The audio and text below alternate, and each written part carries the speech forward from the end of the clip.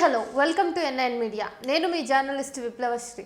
పుణ్యం కోసం వెళ్తే పాపం చుట్టుకుందనే నానుడికి ప్రయాగ్రాజ్ సరిగ్గా సరిపోతుంది. ప్రపంచంలోనే ప్రసిద్ధి గల ఆధ్యాత్మిక వేడుకగా పిలువబడుతున్న మహాకుంభమేళా ఈ నెల 13న ఉత్తరప్రదేశ్లో ప్రారంభమైంది. ఫిబ్రవరి 26 వరకు 45 రోజుల పాటు సాగే ఈ క్రతువుకు దేశ విదేశాల నుంచి సుమారు 50 కోట్ల వరకు హాజరవుతారని యూపీ సర్కార్ అంచనా వేసింది. అయితే అందుకు తగిన వసతులు, భద్రతా ఏర్పాట్లు చేసిందా? 140 కోట్ల మన జనాభాలో 30వ వంతు జనం ప్రయాగ్రాజ్కే తరలుతున్న పరిస్థితి. ఈ 3 రోజుల్లోనే సుమారు 6 కోట్ల మంది సందర్శకులు వచ్చినట్టు వార్తలు. గుడి వద్ద 100 మంది గుమిగూడితేనే వారిని క్రమ పద్ధతిలో పెట్టడం ఒక పెద్ద సమస్య. అలాంటిది కోట్లాది మంది సందర్శించేటటువంటి ప్రాంతం, అక్కడి పరిసర వాతావరణం ఎలా ఉంటుందో ఊహించుకోండి. ఏదైనా ప్రమాదం తలెత్తితే జరిగే నష్టాన్ని అంచనా కూడా వేయలేం మనం. 12 ఏళ్లకు ఒకసారి వచ్చే మహాకుంభమేళాలో భాగంగా గంగా, యమున, సరస్వతి నదులు కలిసే త్రివేణి సంగమంలో భక్తులు స్నానాలు ఆచరిస్తే పుణ్యం వస్తుందని, ఆయురారోగ్యాలు సిద్ధిస్తాయని ప్రజల నమ్మకం, ఆధ్యాత్మికవేత్తల ప్రచారం కూడా. అయితే ప్రజల విశ్వాసాన్ని మూఢత్వంలోకి తీసుకెళ్లే తీరు పెరిగింది. మోడీ అధికారంలోకి వచ్చిన ఈ 10 ఏళ్లలో ఇది మరింత రెట్టింపైంది. అది మీరు కూడా చూస్తున్నారు. 10,000 ఎకరాల్లో ఏర్పాటు చేసిన మహాకుంభమేళాను 55 పోలీస్ స్టేషన్లు, 45,000 మంది పోలీసులతో భద్రతను పర్యవేక్షిస్తున్నామని యోగి సర్కార్ చెబుతున్నది.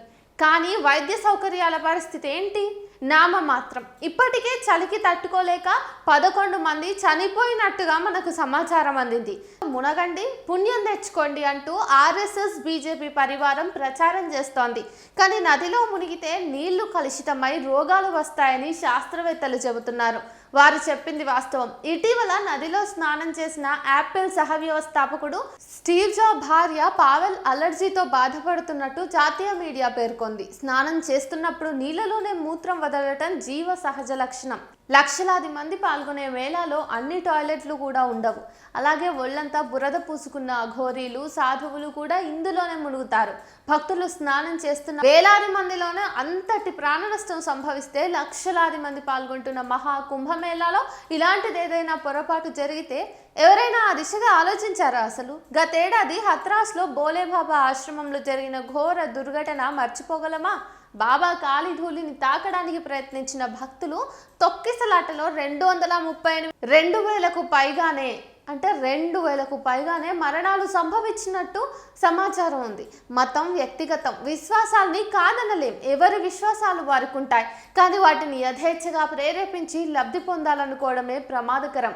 కేంద్రంలో బీజేపీ, యూపీలో యోగి సర్కార్ చేస్తున్నదే. శాస్త్ర సాంకేతిక పరిజ్ఞానం పెరిగే కొద్దీ సమాజంలో ఆరాధన, విశ్వాసం తగ్గాలి. కానీ ఆచరణలో అందుకు భిన్నంగా ఉండటం ఆందోళనకరంగా ఉంది. ప్రజల్లో తరతరాలుగా వారి మెదళ్లలో నాటుకున్న విశ్వాసాల్ని వ్యాపార సరుకుగా మార్చిన పాలక పార్టీల నేతలు పుష్కరాలు, ప్రత్యేక దర్శనాలు, మేళాల పేరుతో వారిని స్వార్థ ప్రయోజనాల కోసం వాడుకుంటున్న పరిస్థితి బాధాకరం.